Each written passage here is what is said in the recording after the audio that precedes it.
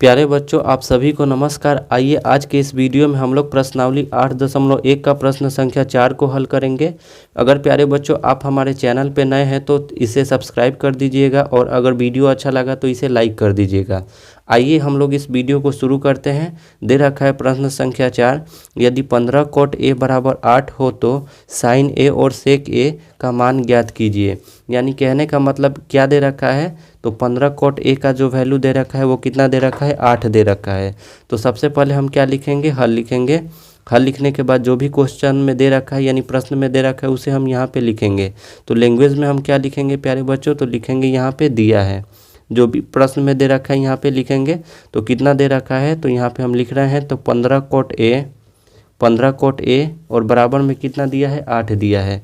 हम यहाँ से तुरंत किसका मान निकालेंगे, cot a का मान निकालेंगे।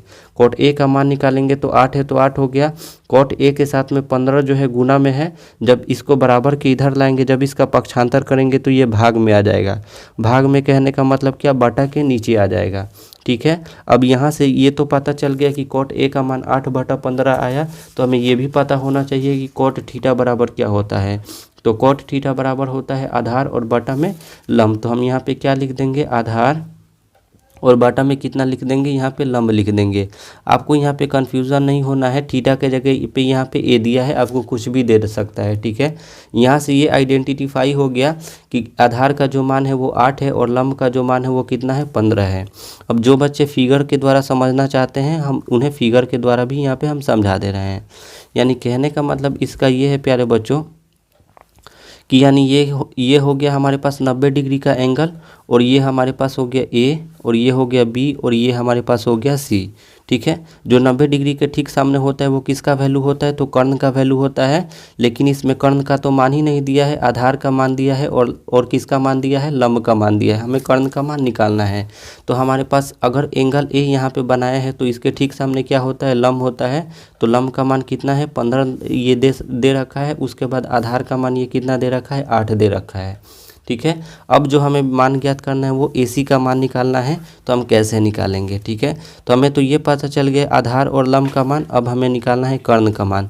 तो यहाँ से कर्ण बराबर होता क्या है, तो कर्ण बराबर पाइथागोरस थ्योरम से क्या होता है, तो यहाँ पे हम आपको लिखवा भी दिए हैं। एक बार मैं आपको समझाने के लिए यहाँ पे बता भी दे रहा हूँ।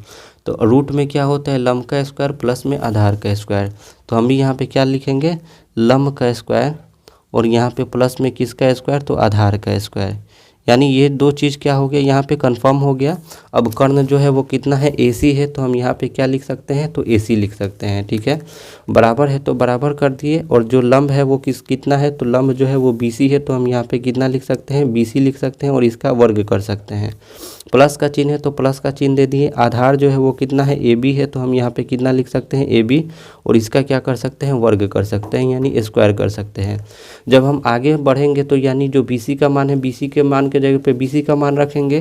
तो यानी BC का मान आप देख सकते हैं कितना है, 15 है। तो यानी 15 का स्क्वायर कर देंगे, प्लस है तो प्लस हो गया।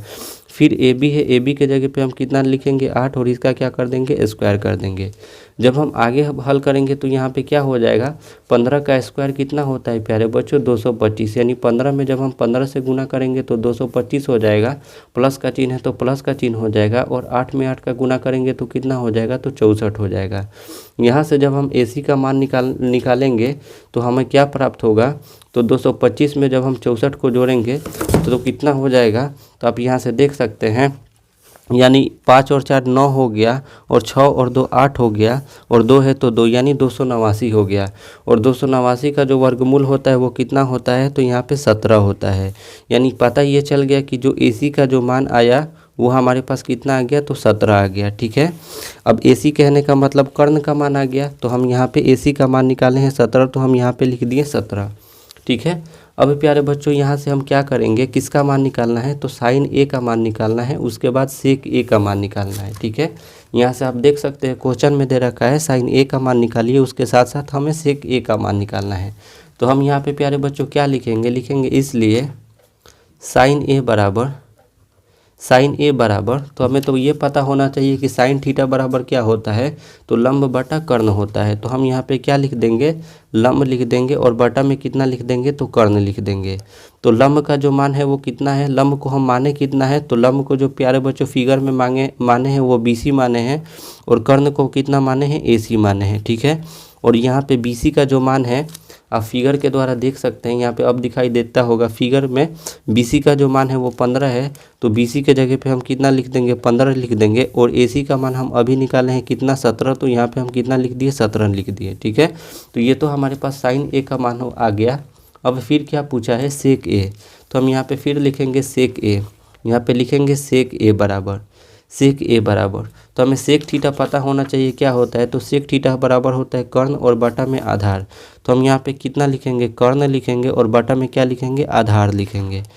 ठीक है, यहाँ से देखिए कर्ण को हम कितना माने हैं, तो कहिएगा कि AC माने हैं, और फिर बच गया आधार। आधार जो है वो हमारे पास कितना है, तो AB है, तो हम आधार के जगह पे कितना लिखेंगे, यहाँ पे AB लिखेंगे। ठीक है, अब AC के जगह पे हम कितना लिखेंगे, अभी निकाले हैं AC का मान, यहाँ से देख सकते हैं 17, और बच गया AB।